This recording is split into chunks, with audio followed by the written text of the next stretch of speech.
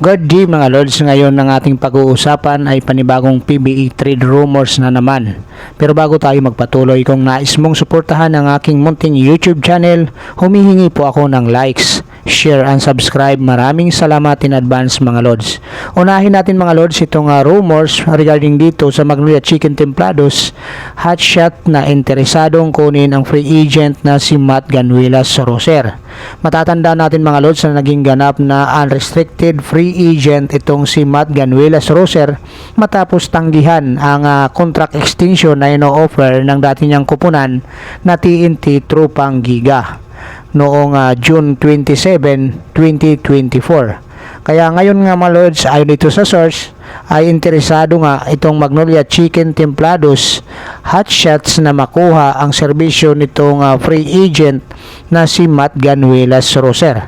Matatandaan natin mga lords na naglaro na nga itong si Matt Ganuelas Roser sa kupunan ng San Miguel Bearmen. Katandim nga niya dito itong si Chris Ross bilang defensive player at na-trade siya papunta naman dito sa Tierra Firma Jeep at muli bumalik sa TNT Tropang Giga. So ayon nga dito mga lords sa source na itong Magnolia Chicken Templados ay interesado ngang makuha ang serbisyo nitong 6'4" na si Matt Ganuelas Roser. Pero ayon pa rin dito mga lords sa source ay wala pang sagot ang kampo ni Matt Ganuelas Roser kung tatanggapin nila ang alok ng Magnolia Chicken Templados hotshots na panibagong kontrata at pagbabalik sa PBE. So kilala naman natin mga lords na itong si Matt Ganuelas Roser ay more on defense ang laro nga nito. Dito nga siya nakilala nga mga lords sa pagiging defender.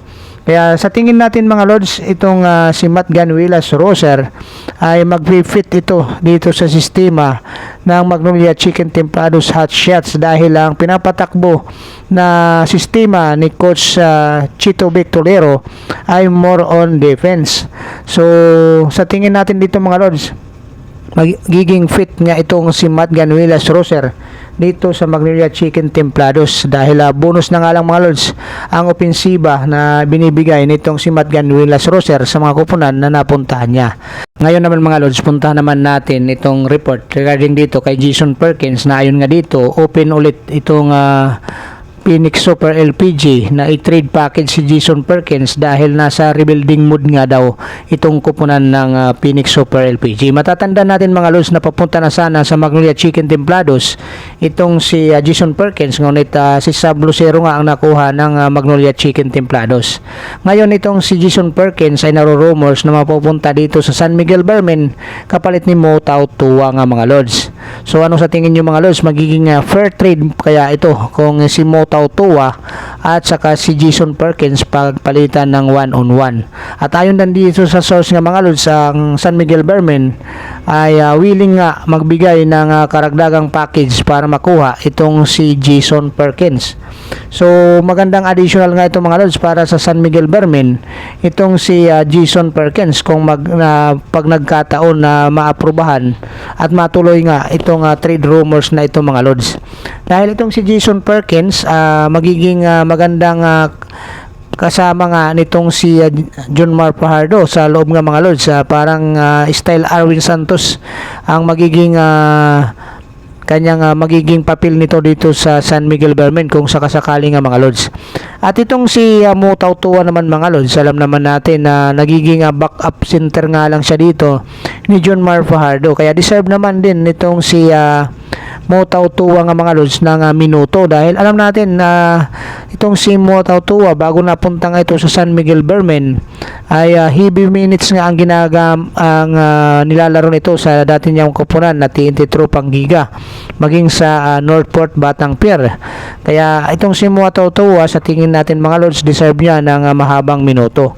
So anyway, si Jason Perkins naman mga lords ay nag-average ito ng 17.6 points, 7.9 rebounds at mayroon siyang 3.1 assist at 0.4 steals sa kanyang 35.7 minutes na paglalaro dito sa Phoenix Super LPG.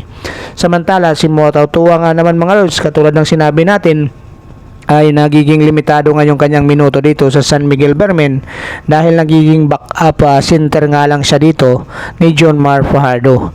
Kaya deserve din ni Motautua ng mahaba-habang minuto nga mga lods dahil alam naman natin na itong si Motautua ay mayroon din itong tira sa labas at maganda rin itong dumipinsa. Sa katunayan nga mga lods, itong si Motautua sa kanyang 20.3 minutes na paglalaro, average niya paglalaro dito sa San Miguel Bermen ay mayroon siyang 8.1 points averages, mayroon pa siyang 4.9 rebounds, 1.2 assist at 0.4 steals.